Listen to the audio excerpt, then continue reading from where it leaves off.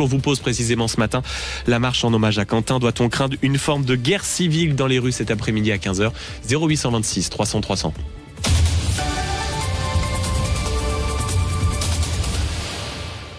Et nos débatteurs avec nous ce matin, bien sûr, Quentin Gérard, journaliste au JDD. Merci d'être avec nous ce matin. Bonjour Maxime. Le JDD est retrouvé naturellement sur le site internet et demain en kiosque. Paul Azibert, bonjour. Bonjour Maxime. Spécialiste des questions politiques et de communication. Et bonjour, monsieur Frédéric Vardon.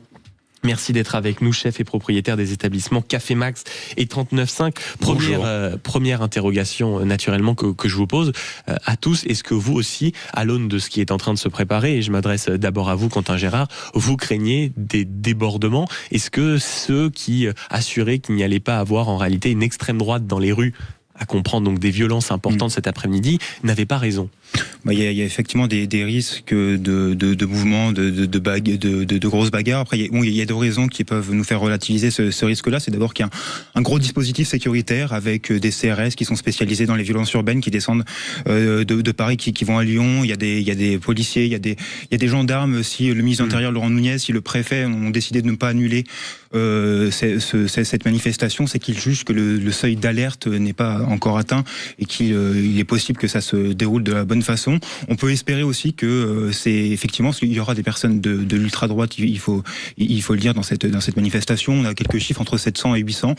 On peut espérer qu'ils soient un petit peu malins, qu'ils voient que c'est l'ultra-gauche qui est sous le feu des critiques depuis quelques jours et qui ne fassent pas n'importe quoi pour ne pas à leur tour être sous le feu des critiques, parce que s'il se passe quelque chose, ce seront eux qui seront visés. Donc avec ces deux raisons-là, on peut espérer qu'il ne se passe pas grand-chose. Après, voilà, on voit bien que les antifas, ceux qui se font appeler antifascistes, font tout pour que ça se passe mal, qu'ils n'ont aucune dignité, aucun respect d'une personnalité d'un jeune homme de 23 ans qui vient de mourir, qui vient d'être lâché à mort par ces mêmes antifas. Normalement, il y a quand même une règle qui avait d'abord été, on peut penser ce qu'on veut de Jean-Marie Le Pen, mais qui avait été rappelée par Jean-Marie Le Pen lors de la mort de Jacques Chirac, c'est que même quand un ennemi politique meurt, il a le droit au respect. Là, ce pauvre Quentin n'a pas le droit au respect de ses antifas. 0826 300 300. Doit-on craindre une forme de guerre civile dans les rues cet après-midi? C'est en tout cas les mots utilisés par le patron du Parti Socialiste, Olivier Faure, qui dit que les rues de Lyon risquent de donner cette image-là. Paul Azibert, spécialiste des questions de communication et des questions politiques. Est-ce que ce à quoi on va assister cet après-midi ne risque pas d'attiser ce que beaucoup ont appelé cette semaine, à un moment ou un autre, un point de bascule dans notre pays? Alors, un point de bascule certainement. Une guerre civile, comme le dit Olivier Faure, c'est un petit peu risqué, je pense, d'utiliser ce genre de terme. Et ça prouve par ailleurs que le conflit n'est pas un conflit uniquement dans la rue, et ne sera pas un conflit forcément dans la rue, mais que c'est d'abord une guerre de l'information et que c'est un conflit informationnel. C'est-à-dire une guerre des récits, c'est ce que disait un peu Quentin Gérard, c'est-à-dire chacun vient, on va dire, placer sa vision de la chose. C'est une guerre des récits, mais pour qu'il y ait guerre civile, il faudrait qu'il y ait une vraie capillarité entre tous les mouvements et la société civile. A priori, si on n'a pas une extrême gauche ou une gauche qui va attiser encore plus le discours de violence, le discours la brutalisation du discours, comme ça s'est fait depuis quelques semaines, parce qu'ils ne sont pas habitués à ne pas être en situation de force dans le récit, on ne doit pas avoir de guerre civile. A priori, une fois de plus, les cadres de l'extrême droite et de la droite ont appelé à ne pas participer à cette manifestation. Donc, la seule raison pour laquelle il pourrait y avoir une extension du champ de la conflictualité, c'est si il y a un ras-le-bol, disons, et que une partie de la population se dit mais c'est totalement inadmissible en fait que on ne soit pas écouté. Qu'un événement dans la manifestation en réalité puisse à nouveau provoquer une indignation telle, ou avec des images extrêmement choquantes qui provoquent une vive émotion, une vive indignation, et ça malheureusement on le saura qu'en fin de journée. On pourra effectivement, moi j'ai plus de mal à croire à la guerre civile. En revanche, le point de bascule, oui, mais on a déjà basculé. Disons qu'on est en train de le titiller assez régulièrement. Chef Frédéric Vardon, vous qui êtes aussi quand même aux premières loges de beaucoup de choses, de par vos responsabilités, de par vos métiers, est-ce que quand on parle comme ça de ces violences dans la rue, de ces points de bascule, de ces images qui pourraient ressembler à des images de guerre civile, est-ce que ça vous inquiète? Comment vous regardez le rassemblement qui va se tenir à Lyon dans quelques heures, ville que vous connaissez bien au passage? Au passage, oui, je la connais très bien. Le point de bascule, il a commencé, me semble-t-il, lors de la dissolution de l'Assemblée nationale, non? Enfin, je pense que le théâtre, le vaudeville politique de l'Assemblée nationale tous les jours commence à se traduire dans les rues. Il n'y a plus de respect de rien, voilà. Et on parle de ces manifestants antifa, extrême droite, extrême gauche. Bon, ok, très bien. Mais moi, je pense aussi aux gens qui sont autour de tout ça. Je pense à mes confrères commerçants. Je pense aux gens qui sont dans la rue. Parce que ça, on n'en parle pas. Hein. On parle des antifas, de tout ça. Ok, très bien, super. Mais les gens qui vivent là, qui sont là, qui sont tranquilles et qui n'ont rien demandé à personne. Et tous ces jeunes qui sont manipulés par ces groupes politiques. Mais enfin bon, quand on voit, je le répète, comment est l'Assemblée nationale, bon, est-ce que tout le monde est surpris ou on vit dans le même pays? Enfin, moi, je suis pas surpris. 0826 300 300 marche en hommage à Quentin. Doit-on craindre une forme de guerre civile dans les rues cet après-midi? Avant qu'on poursuive notre discussion, messieurs, je vous propose qu'on fasse un tour du côté du Standard avec vous. Renaud, bonjour. Oui, bonjour à tous. Merci beaucoup d'être avec nous, mon cher Renaud. Vous nous appelez depuis Bordeaux. Comment vous regardez cette actualité, vous? Est-ce qu'on doit craindre une forme de guerre civile dans les rues cet après-midi? Peut-être pas cet après-midi, mais au bout d'un moment, je comprends plus rien, quoi. Je suis désespéré, quoi. Qu'est-ce qui vous interpelle à ce point? Mais ça me rend fou, tout ça, quoi. C'était quoi? C'est l'image du pays. C'est quoi? C'est l'image du pays. Je comprends pas. Polémique, tout un truc, alors qu'il y a un gosse qui a été massacré, alors qu'il soit massacré de droite ou de gauche, enfin, je veux dire, c'est un truc de dingue, quoi. Les gens deviennent fous, quoi. Mais c'est pas possible. On entend votre émotion, Renaud, parce que on imagine aussi, vous avez dit tout à l'heure à mes équipes, notamment à Aude, qui vous a accueilli au Standard, que vous êtes socialiste depuis un certain temps, et donc voir, j'imagine, toute une partie de la classe. Je l'étais, excusez-moi, je l'étais. J'ai changé il y a quelques années. Je suis plus socialiste, je suis plus rien maintenant, quoi.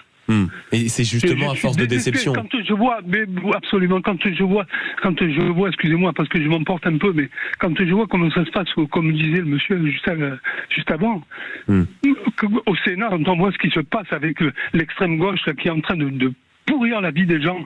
Je parle pas de la droite, je parle de l'extrême gauche, je dis bien, parce que ceux qui sont accusés aujourd'hui, c'est l'extrême gauche, c'est pas l'extrême droite. Et on remet tout à chaque fois sur l'extrême droite. Et je suis pas d'extrême droite, loin de là. Mon beau-père a été déporté pendant 3 ans. Dans un camp de concentration parce qu'il était résistant. Et quand je vois les résistants qu'il y a maintenant, avec ces gens d'extrême gauche, mais c'est de la folie, quoi. Quand on voit le spectacle qui donne à la France, avec un président qui est en train de regarder s'il y a des vaches actuellement, hein, au salon de l'agriculture, oui. Ouais, au salon de l'agriculture. Il n'a même pas dit un mot à part critiquer l'extrême gauche et l'extrême droite. Mais dans quel pays, dans quelle merde il nous a mis, quoi. Vous, d'une certaine manière. Je l'accuse personnellement, ce mec. C'est pas possible, quoi.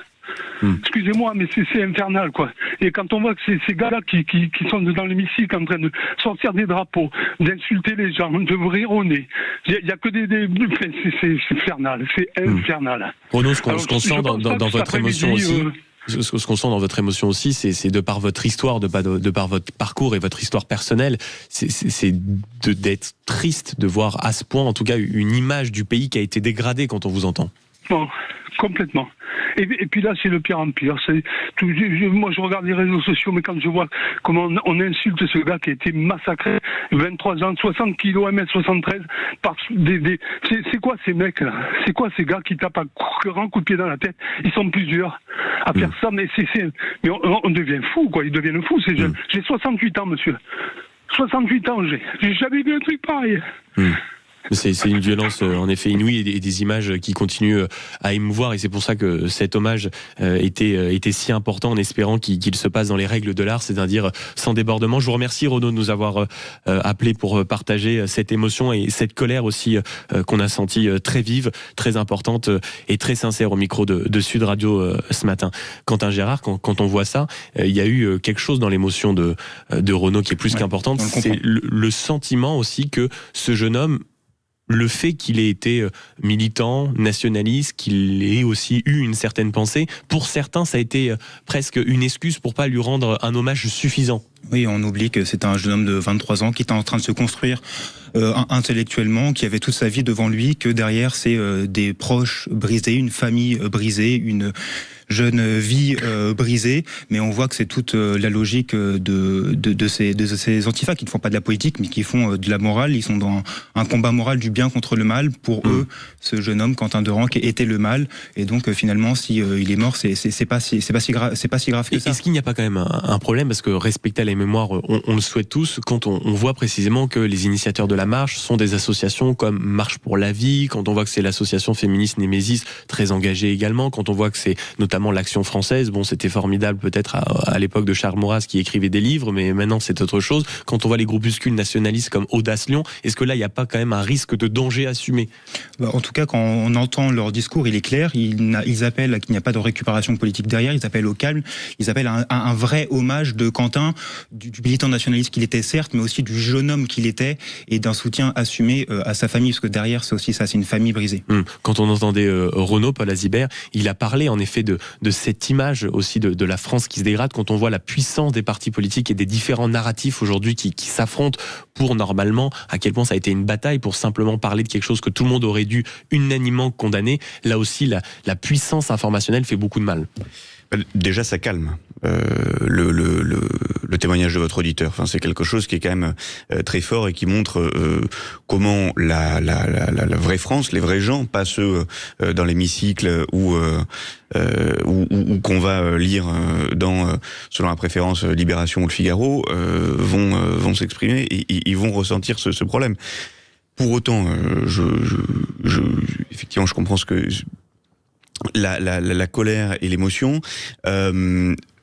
Cependant, je pense pas qu'il y ait un risque de guerre civile, comme je vous le disais. En revanche, les politiques n'arrivent pas à se positionner sur ce problème, et surtout les politiques aujourd'hui de gauche et d'extrême gauche, comme nous le disions, pour une raison simple, c'est qu'ils ont utilisé ces mouvements pendant très longtemps dans les mouvements sociaux. Mais pourquoi? Parce que l'ultra-droite, tel que ces mouvements identitaires qui vont dans la rue, effectivement, commettaient des faits de violence, mais allaient sur de la violence à la personne. L'ultra-gauche était considéré comme un mouvement finalement déjà protéiforme, pas forcément assumé d'un côté ou de l'autre. L'extrême gauche était une définition très vague, et puis aller sur des mouvements sociaux. Donc on disait ils vont casser, ils vont aller, mais ils vont aussi aller soutenir les luttes sociales. Donc on les voyait aux côtés des luttes sociales, et donc ça en faisait des alliés quasi assumés d'une partie de la gauche et de l'extrême gauche. Et c'est d'ailleurs encore aujourd'hui le mot qu'utilise Jean-Luc Mélenchon quand il dit c'était des alliés. D'ailleurs, il avait été notamment plusieurs fois aux conférences d'été des jeunes gardes. Messieurs, je vous remercie d'avoir été avec nous en studio ce matin. Marche en hommage à Quentin. Doit-on craindre une forme de guerre civile dans les rues? C'est la question qu'on vous posait. Vous dites oui après 35%, non 65%. Ce sera notamment celle la plus scrutée du côté de Lyon à partir de 15h, où près de 3000 participants sont attendus. Merci beaucoup Quentin Gérard, journaliste au JDD, d'avoir été avec nous. Merci beaucoup Paul Azibert d'avoir été avec nous, spécialiste des questions politiques et des questions de communication. Et mon cher Frédéric Vardon, on vous retrouve dans une poignée de secondes pour les coulisses du chef.